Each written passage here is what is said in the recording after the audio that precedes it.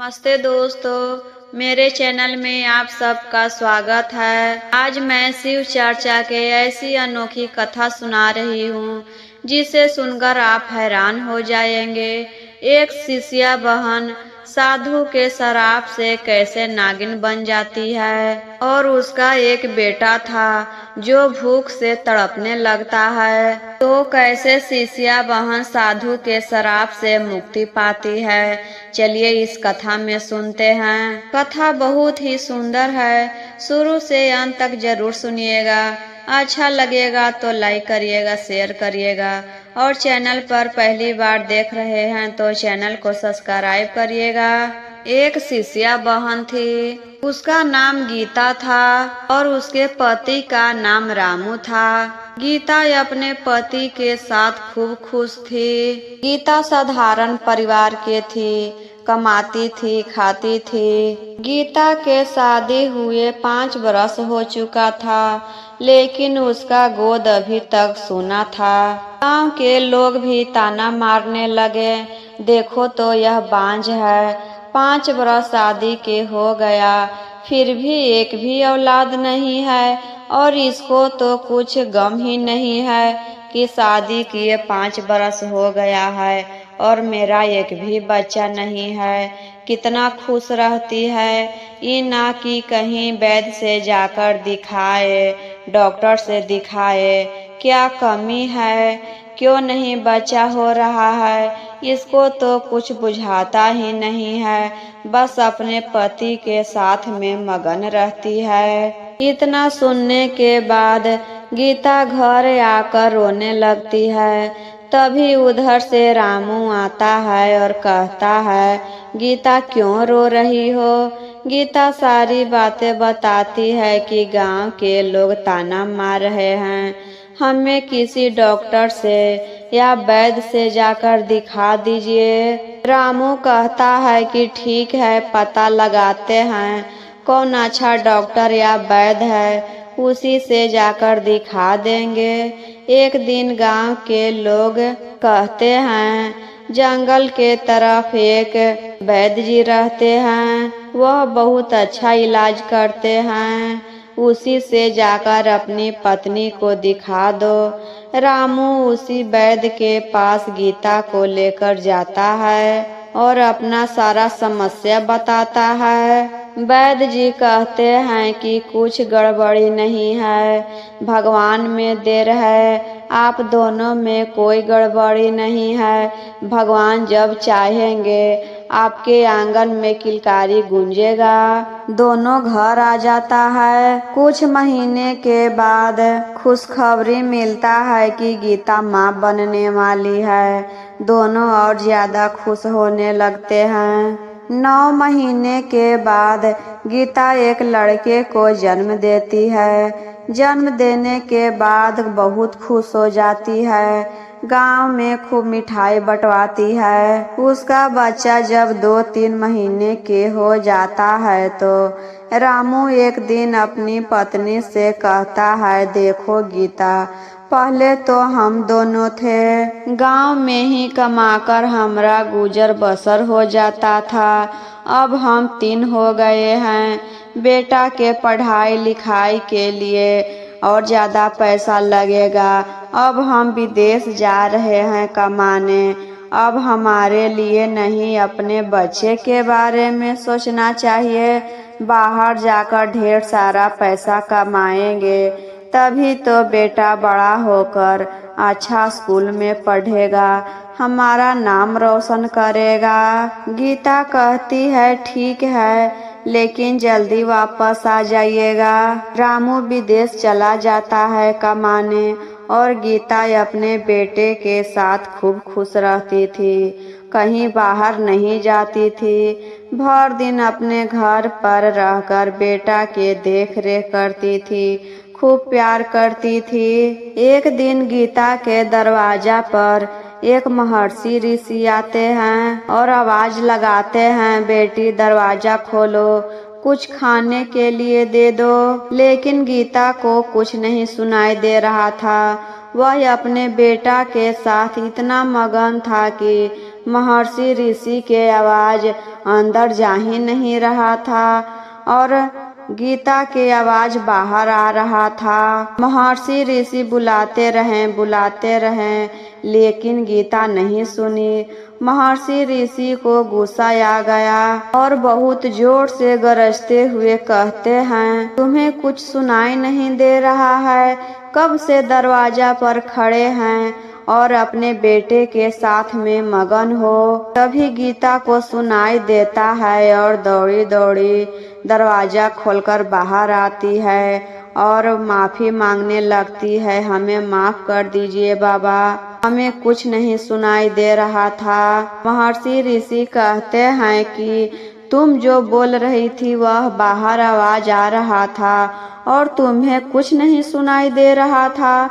तुम अपने बेटा के साथ इतना मगन थी तो हम तुम्हें श्राप देते हैं, तुम अपने बेटे से 15 वर्ष के लिए दूर हो जाओगी।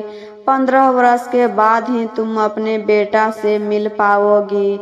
आज से तुम नागिन बन जाओगी। देखते हैं तुम अपने बेटा को कैसे दूध पिलाती हो, कैसे पालती हो, कैसे गोद में उठाती हो। गीता बाबा जी के पैर पर गिरकर माफी मांगने लगती है, बाबा हमें माफ कर दीजिए, मेरे पति यहाँ पर नहीं है, विदेश कमाने के लिए गए हैं। जब हम नागिन बन जाएंगे तो मेरा बच्चा का क्या होगा, मेरा बच्चा कैसे रहेगा। महर्षि ऋषि कहते हैं अब तो कुछ नहीं हो सकता, जुबान से निकली बात वापस नहीं आ सकता है। तुम्हें तो 15 वर्ष के लिए नागिन बनना ही होगा और 15 वर्ष के बाद हम तुमको तुम्हारे बेटे से मिलवाएंगे। इतना कहकर महर्षि ऋषि वहाँ से चले जाते हैं और उसी क्षण गीता नागिन में परिवर्तित होने लगती है और वहाँ पर उसका बेटा बैठकर रोने लगता है। वह तो अभी 2-3 ही महीने का था, भूख के कारण बहुत रोने लगता था और गीता तो नागिन बन चुकी थी। यह सब देखकर उसे बर्दाश्त नहीं हो रहा था। उसे दूध पिलाने के लिए, मदद करने के लिए गांव में इधर उधर भटकते रही कि कोई मेरा बच्चा को मदद करो। लेकिन गांव के लोग सर्प को देखकर डंडा लेकर मारने लगते थे। नागिन बच्चे के पास आकर उसे देखकर बहुत दुख होता था कि मेरा बेटा कितना भूख से तड़प रहा है और हम कुछ कर नहीं पा रहे हैं। गांव के लोग तो हमको मारने के लिए दौड़ रहे हैं। अब हम क्या कहें, कैसे कहें, किससे मदद लें। उसका कलेजा फट रहा था बेटा के रवाई सुनकर। वह जंगल के तरफ चली गई और जंगल में जाकर शंकर भगवान से गुहार लगाने लगी, हे महादेव मेरा बेटा के मदद कीजिए। हम तो अब साधु के शराप से नागिन बन गए हैं, अब आप ही को कुछ करना होगा। उसी जंगल में एक बुढ़िया लकड़ी काट रही थी। वह नागिन के बात सुन लेती है। नागिन के बात सुनकर उसे दया आ जाता है और नागिन के पास आकर कहती है क्या हुआ। नागिन सारी बातें बताती है कि कैसे साधु के शराप से वह नागिन बन गई है और उसका बेटा भूखे रो रहा है। बुढ़िया से विनती करती है कि मेरा बेटा को पास पोलकर बड़ा करे और 15 वर्ष के बाद वह अपने बेटे को ले जाएगी। बुढ़िया कहती है ठीक है, तुम परेशान मत होना, हम तुम्हारे बेटा को पाल पोस कर बड़ा करेंगे। बुढ़िया गीता के घर जाती है और उसके बेटा को लेकर अपने कुटिया में आती है और पालने लगती है। एकदम माँ के तरफ प्यार करती थी, समय समय पर खाना खिलाती थी। तभी उसी गांव में राजा का एक बेटा जन्म लिया था। जन्म होते ही वह मर जाता है। दासी आकर कहती है राजा साहब बेटा तो मर गया और रानी बेहोश है। राजा साहब सोचते हैं कि बेटा मर गया तो जब रानी उठेगी तो उसको सदमा बर्दाश्त नहीं होगा, वह भी मर जाएगी। वह अपने सैनिक से कहता है, इस गांव में जो भी बच्चा जन्म लिया है उसे उठाकर लाओ और मेरी रानी के गोद में डाल दो। सैनिक पता लगाने के लिए गांव में निकलता है तो उसे पता चलता है एक कुटिया में एक बूढ़ी है और उसके पास एक 2-3 महीना के बच्चा है। सैनिक बुढ़िया से बच्चा मांगने लगता है लेकिन बुढ़िया नहीं मानती है। घर आकर राजा को बताता है। राजा कहता है कि उस बुढ़िया के सोना चांदी से भर दो। सोना चांदी के लालच में आकर वह मान जाएगी। सैनिक बुढ़िया के घर आकर सोना चांदी से उसका घर भर देता है। बुढ़िया लालच में आ जाती है। धन इस युग में किसको नहीं लोभी होता है। वह धन के चलते मान जाती है और बच्चा को दे देती है और उस नगर को छोड़कर चली जाती है। सैनिक बच्चा को लाकर रानी के गोद में डाल देता है और राजा के घर में ही वह लड़का बड़ा होने लगता है। लड़का बहुत ही तेज था, सुंदर था, संस्कारी था। लड़का जब 15 वर्ष के हो गया और उधर नागिन का श्राप भी 15 वर्ष का खत्म हो गया था। सीता अपने रूप में आ जाती है। अपने रूप में आने के बाद वह बुढ़िया के तलाश करती है। उसके कुटिया में जाकर देखती है तो बुढ़िया वहीं नहीं थी। अब तो गीता हैरान हो जाती है कि अब कहाँ ढूंढे, मेरा बेटा कहाँ होगा।